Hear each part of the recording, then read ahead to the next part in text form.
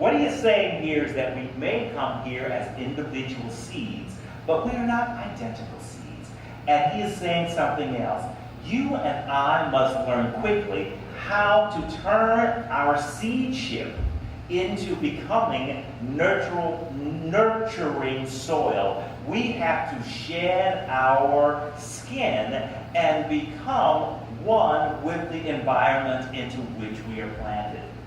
We must become intelligent, talkative soil. Not just getting our hands dirty, but getting our whole selves dirty and enmeshed in the environment into which we are implanted. We don't get to just take from an already languishing earth with an overcrowded population. We have to learn as quickly as possible how to locate ourselves as beloved children of God, no matter what we came into the world as, and then figure out how we can contribute to the world in which we were born. Wherever we fall, wherever we are sown, and with our actions and our words, make it better.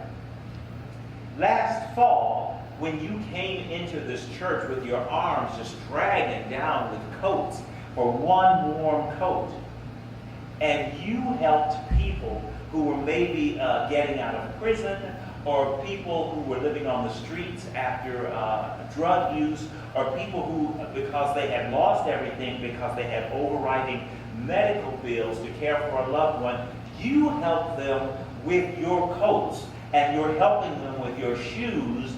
You are seeds that are becoming nurturing soil. You did a strong job of shedding your seedship and becoming nurturing soil. The public schools now require all young people to do community service, not as a punitive measure for crimes committed, but to teach young people that they have a responsibility to the neighborhood and to the city and to the state and to the world to make it a better place for those who are here and for those who are to come, even though they have just arrived themselves as young people. This is a way of turning seeds into nurturing soil. Have you ever had people just come up to you furious at you for something you have done? I have. It's in my job description. When people come up to you furious because you have taken their favorite thing and you've moved it from area A 2 feet over to area B, and you listen to them while they tell you that my favorite thing that was in area A for 50 years has been moved to area B, and I don't think I can draw another breath with it in area B, and you respectfully listen to them and dialogue with them, all the while letting them know how much you love them as a child of God, respecting yourself as a child of God, and respecting their position. You are a seed turning yourself into nurturing soil. All the initial exchange may be loud and boisterous, but a door has been opened, a barrier broken down, communication facilitated, two parties facilitating discussion. The person who storms into your office with a list criticizing and demanding may end up finding that you're moving their sacred cow that 2 feet is an absolute revelation. It may cause that sacred cow to give better milk and cream. And you may learn something new about another person's needs. Years ago, I had some friends introduce me to some of their friends who were traveling through Southern California. And they had to go run a quick errand, and they asked me if I could just sit with their friends for a few minutes. And I said, okay. So we sat there and we made pleasantries for a while.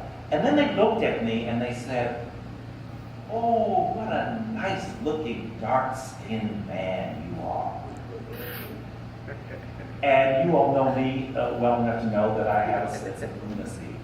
I wanted to say back to them, well, what good-looking pink people you are. Since we were located. But then they launched into a story that took a very serious turn. They told me the story about one of their relatives who had recently been compromised. In fact, that relative had been killed. And the person who killed them was a person of color. And as they told the story, the tears started to flow down their cheeks. And they acted out the story of this person's death. And in the horror of the death and what they thought the person experienced, and the anger that they felt at the person for killing this loved one, they freely used the N-word as I stood there. And you may think that I stood there because I have such a benevolent big heart to let them vent this out. I stood there because I was horrified.